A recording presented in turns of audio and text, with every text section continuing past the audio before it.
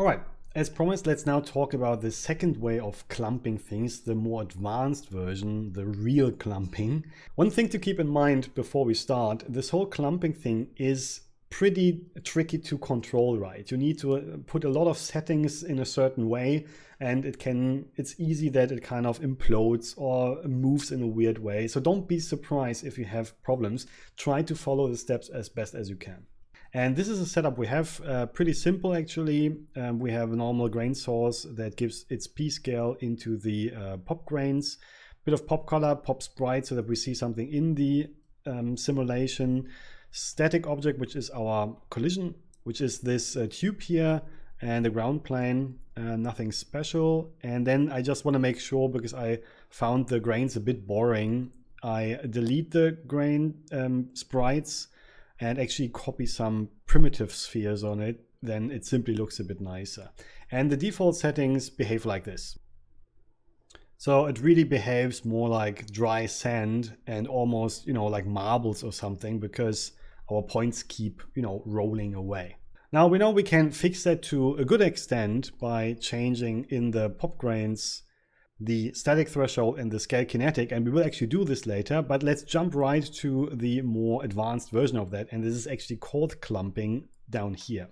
So these two numbers here are important to understand what they mean. We have weight and stiffness. Weight describes how easily points can break apart, and stiffness means if they are together, how strongly do they stay together. So isn't that the same thing? Well, kind of, but as we will see later on, we will not have much options here with the weight attribute, because this is used in combination with the internal collision weights.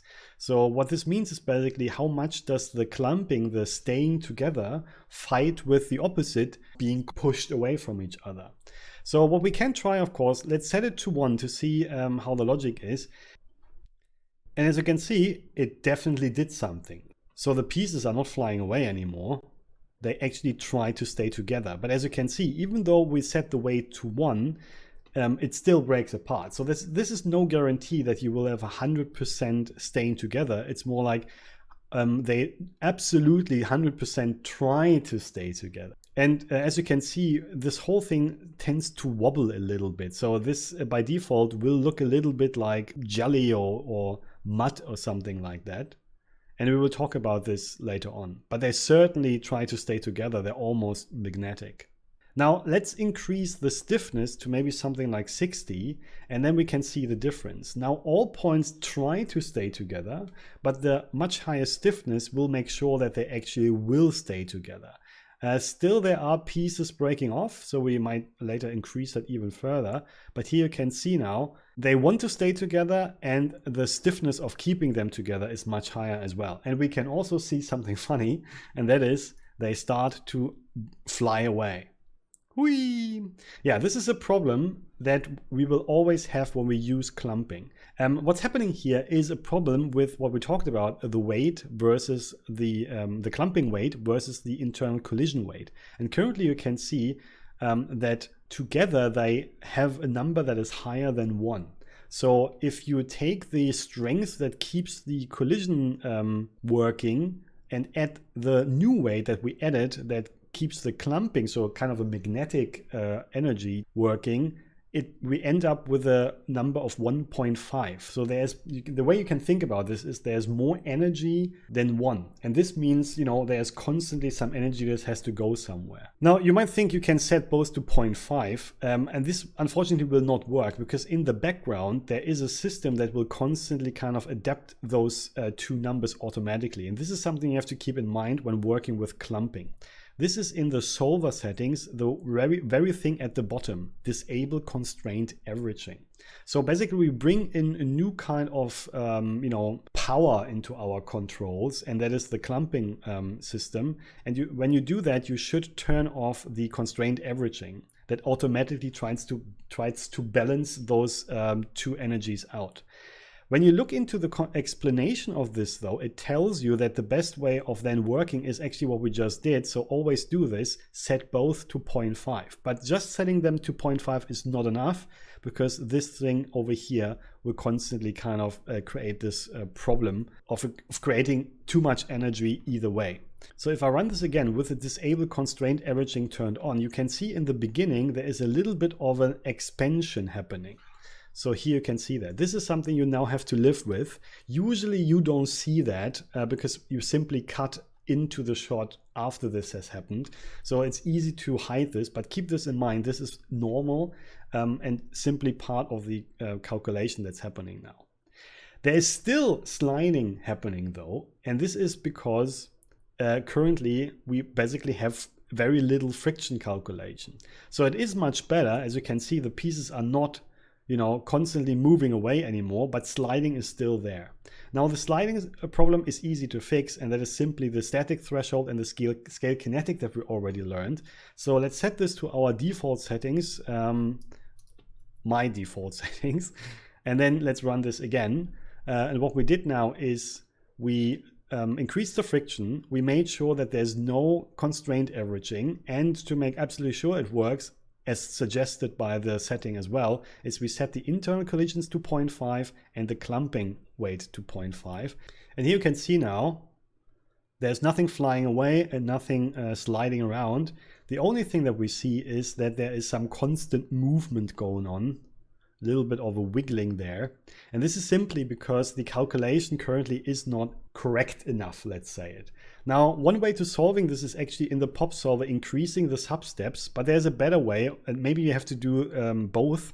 But usually what I do, I simply increase the constraint iterations, because technically we have constraints here between the points, and the more you add here, the more stable your whole thing will be. So let's set this to 100, which of course will slow down the whole thing quite a bit, but we will see it will make the whole thing more stable. So what you can see now, unfortunately, I mean, it is way more stable, but it also changed the behavior by a good bit. And this is probably something I should have foreseen beforehand.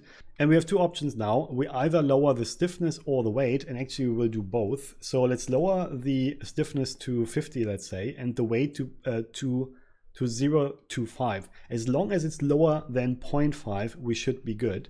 So let's see how this looks like. So as you can see, it breaks apart and it's very stiff. There's no muddiness or wiggling around or something. It's just stiff. Now, as you can see, you can balance this out. You can lower the stiffness and increase the constraint iterations, or you keep the constraint iterations a bit lower if you don't need that much stiffness, and then just increase the number again. So this is a balancing act.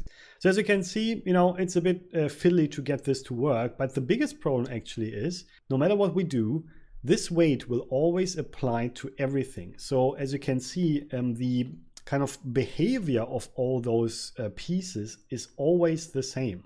And this is a little bit of a problem when you really want to work with clumping. And usually you actually don't work with the weight and the stiffness and the constraint iterations alone. You actually add an attribute to those points so that they're all a little bit different.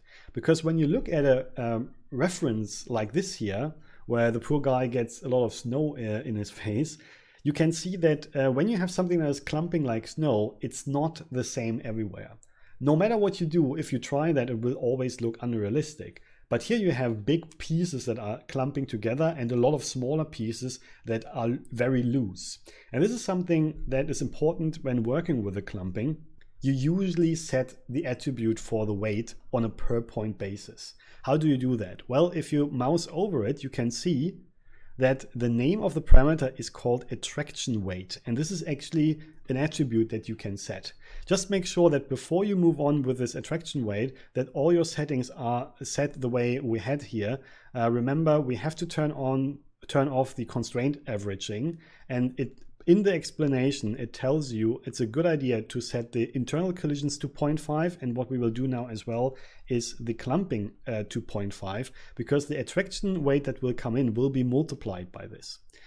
And what's always a good idea is to increase the constraint iterations, because if you don't do that, the whole thing tends to be really wobbly and gum-like. So this is something where I set it to 50. So let's now go outside and actually set our attributes. We could use an attribute randomize, but this would create, a completely random distribution of our weights. So what you usually use is a noise. And of course you can do this with vex or wops, but the easiest way of doing it is actually an attribute noise. And again, the attribute that we need is called exactly like the parameter is called, attraction weight in one word. And be careful, this is a float. So actually, let me turn it back to a vector, because what you can do is you have either way to visualize this attribute. You can either do this by clicking on the attribute here, or you just click on it there. And the reason it's not working, I think, is that my visualization is turned off. No, it's not. So what's wrong? There we go. Oh, W was the problem. The wireframe was on. Okay, so here it is. Once you finally manage to do that, you can see it's a color. And this should tell you, and this is why you should, just turn your visualization on either way. This tells you, okay, something is wrong. We need a float here. And the blue and red, as we know, means 1 and 0, so stronger and lower values. So let's play around with this a little bit. What this means is where it's red, those are the pieces with a strong weight, and the darker areas will be loose and easy to break off. So what I would recommend is, of course, play around with the element size and all that, but what you should also do is play around with the contrast. And we've learned that you can use the enable remap rem for that, so that you have either pretty high numbers or pretty low numbers. And this way you can control pretty well where the clumping will happen. So this is something, of course, you have to play around with. I think something like that will look good. And again, the redder the visualization here, the more those areas will stay together. So let's have a look how it behaves. And actually this time from outside, because I think that's a bit nicer. And you can already see a problem that we can fix if we want, and that is that some parts have a weight of 0 now. That means they will break apart instantly. This is something we can fix in a second, but you can also see that it works now. As long as we have all our settings correct, this should look like this, and you can see this really looks like proper clumping. So let's quickly fix the problem of the stuff breaking apart instantly, and the reason is simple. There are some points with an extraction rate of 0. What you can do is, you can push this here up, which is a bit fiddly, or you can just make sure that the minimum amount that comes out of this node is something like, I don't know, 0.1 or something. So let's try this again. And you can see it's more stable, not perfect, but it works much better. And then the pieces, the way we defined them, break apart, and we have a much higher variation between loose and very much clumping together. Yeah. And this gives you a very nice variation. So before I quickly do this with a higher resolution, just to show how it looks then, let me quickly also show you again what can happen if you have the wrong settings, so that you know how this looks like. So again, be very careful before you set those attraction weights up. Make sure that your clumping weight is set to 0.5, because this will be a multiplier, because we turned off the constraint averaging by disabling it. So let's just for now turn it back on, and maybe let's see what happens if we forget about that. Because the behavior you will see is, like we saw in the beginning, those weird UFO pieces like this one just flying away, or this guy over there sneaking away from the accident. So if you see pieces like that, then don't play around with the numbers. Just double check that you really have here the constraint averaging disabled, and that your values in the internal collisions and clumping together, the weights, do not go over 1, because then this will happen. And another thing, if you have all this set up correctly, but your constraint iterations are maybe a bit too low, like 20 or something, then you might end up again with very wobbly and jelly-like behavior, and this will look like this. So here it is, and you can see it's not wobbling, but it's softer. It feels a bit more like, especially the part at the end where something falls off, it feels a bit more muddy. I mean, maybe that was the word I should have used. It feels more muddy, and this might actually be what you want.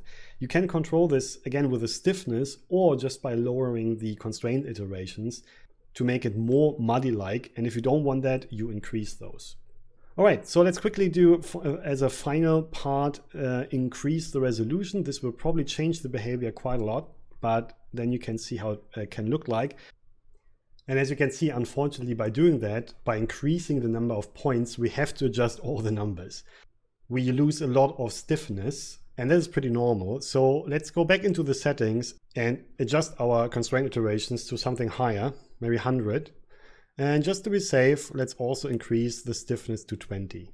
So more points will change the numbers in your setup, so don't just blindly copy the numbers. You have to adjust it to your case. With one exception, of course, the 0.5, as I said, is always important to keep. And after a lot more tweaking, it looks like this. And yeah, I think we can see here the nice distribution and different strength of the weight. So before we finish, I want to give you a small little tip.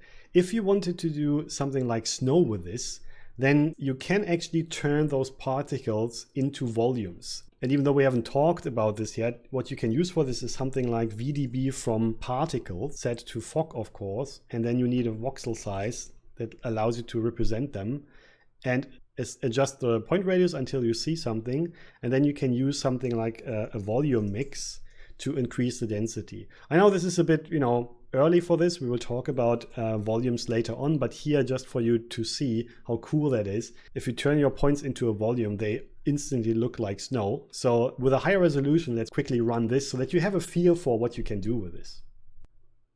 So here's the end result, and you can see it's a pretty cool technique. Unfortunately, it needs a lot of things you have to remember to make it work, but you can always come back to this video to look into the most important parameters. So happy clumping. I hope this is helpful. Thanks very much and see you later. Cheers.